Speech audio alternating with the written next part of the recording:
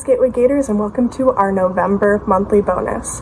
Now, while November is kind of a cold time of the year to be getting out in our gardens, it's a great time of the year to be cozying up inside, reading about plants and our relationship to them, and getting to celebrate Native Heritage Month. As you may already know, we have 574 federally recognized tribes in the United States. 29 of those are in Washington State. The tribes that are represented in our region include the Muckleshoot and Suquamish, as well as the non-recognized Duwamish people. I have a really fun reading for you that I'm excited to share. That's called Can You Hear the Plants Speak? In honor of Native Heritage Month and our garden. Written by Nicholas Hummingbird with the help of Julia Walson.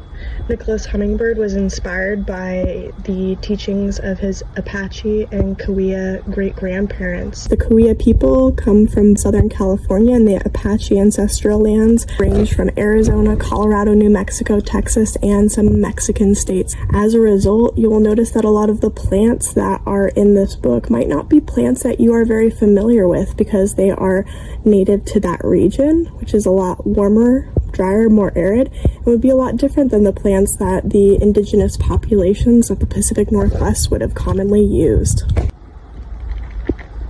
Can you hear the plants speak? Our people believe spirit lives in everything. Mountain, river, wind, tree. Come, take a walk with me. I spent long summer days with my great-grandparents exploring every rock and plant, learning when the creeks ran and the plants flowered. I chased squirrels and played with lizards. I stared down rattlesnakes. Wind sang through bunch grasses, woodpecker tapped his heartbeat, leaves danced across the ground. We listened as our plant relatives spoke.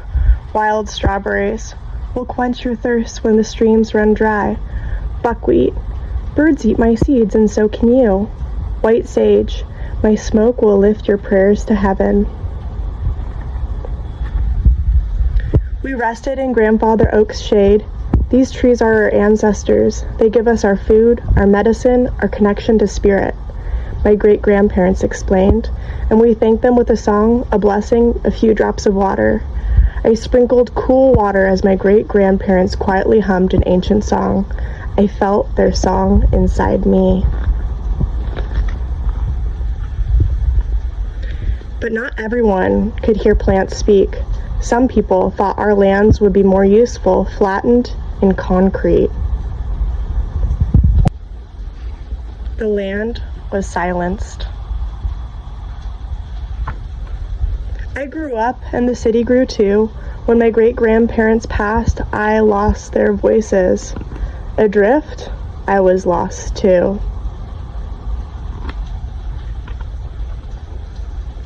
But wait, who's this?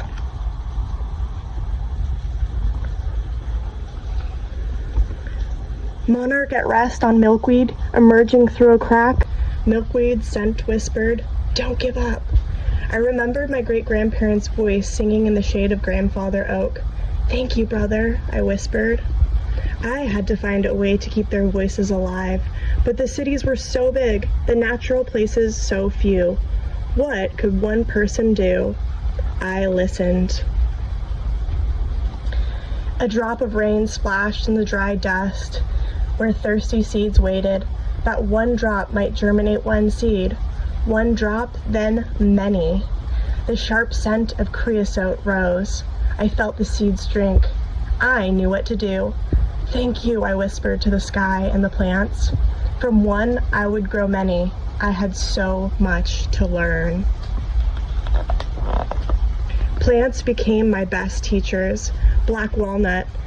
Gather our hard brown shells and chill us for the winter. Poppy. Shake our seeds into basket as winds scatter them. Juncus. Divide our stems after fledglings leave their nests. Lupin. We carpet the hillsides, our seed coats are broken by a tumble of rock. Palo Verde. My seeds pass through raven stomachs, soften me with acid. Manzanita. We bloom after wildflower. wake our seeds with a wisp of smoke. And then my son is born. I name him Tuhui, our word for the drop of rain that starts the seed. We draw strength from wind and mountain, bobcat and hummingbird, bringing life to our home in the city. We grow plants for all our relatives. Each new seedling is a healing. Tiny neighbors check them out. Grow strong, little guys. You're the hope of so many. All the visitors. We plant empty spaces. This is how we give back. These oaks will shade our grandchildren, I explained, just as my great-grandparents had explained to me. Can you hear the plants speak? I asked Tuhui. Yes. What do they tell you? They say thank you, and the song grows. In him, in me, and maybe in you. Listen, can you hear it? The end. Well, Gators, I hope you enjoyed our reading of Can You Hear the Plants Speak? This book will be available in the library if you would like to check it out and read it on your own. Happy Native Heritage Month. Have a great rest of your November, and I will see you next month for our December monthly bonus. Bye, everyone.